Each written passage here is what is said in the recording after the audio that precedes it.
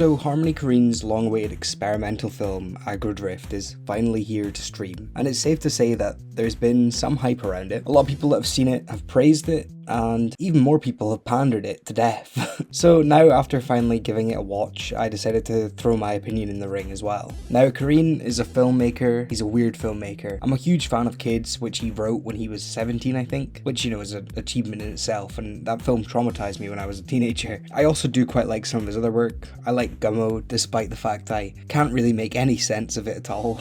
I also really love Spring Breakers. I think it might be his best film, but everything else he's made, it doesn't really resonate with me all too well. He did that weird Travis Scott film last year, and I don't know which bit he directed, but for me that thing is kind of just a drag the entire time. I think it's great the first 20 minutes, and then it goes off into pretty poor concert film. But that doesn't matter, because best buddies Travis and Harmony are working together again.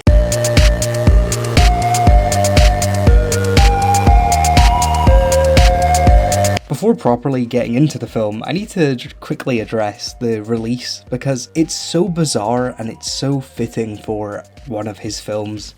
It first premiered in Venice last year, which is wild, but I guess he does have a good relationship with Venice. Then it went to Toronto, and then New York.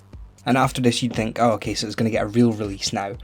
But no. It began playing in a Los Angeles strip club, and finally you'd think, oh, it's going to get an actual release now. But you're still wrong, because they went on a world tour with DJ sets. They did one in London, and then he finally decided to release it on his website.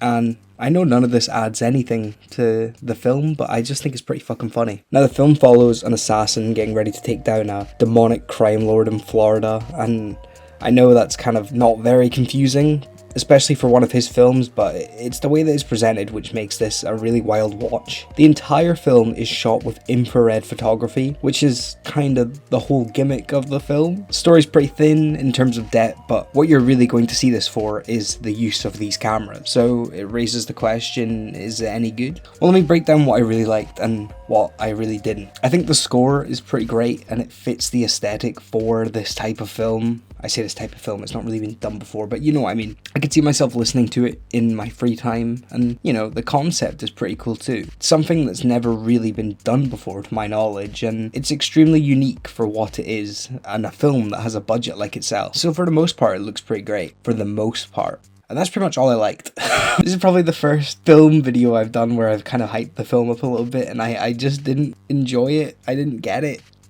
Is there anything to get? Listen, right, okay, the idea is cool, but then you remember that the film is an hour and a half long, and it's kind of the mindset of, this is going to wear off very quickly, and it does. About 30 minutes in, it's just a bit of a headache. I watched this in 2 sittings just because I couldn't be bothered with it at that point. I was just like, this is irritating. None of the performances are particularly unique. Just about every bit of dialogue is dubbed over, apart from Travis Scott, weirdly enough. And it's not like the dialogue written is any good either. This one scene with Travis on the boat, and he's just talking nonsense. You gotta get up, get it done, get in bed, get it done. It's just, what?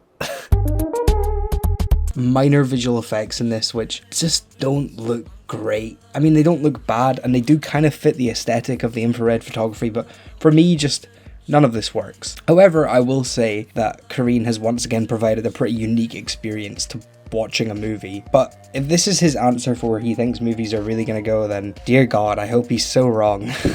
I would say, despite the fact that I've kind of badmouthed this quite a bit, I do recommend watching the film. It is, again, pretty unique, but you need to be in a good headspace to watch this. It's just exhausting. But then again, when you think about the grand scale of Harmony's films and the differentness between all of them, which one of his films really isn't exhausting to watch? Thank you for watching. This is a short one. I just wanted to get this out there. I do recommend people watch it. It wasn't for me. What can I say? Check out my other videos as well if you haven't, and I hope you enjoyed this one. Thank you. See ya.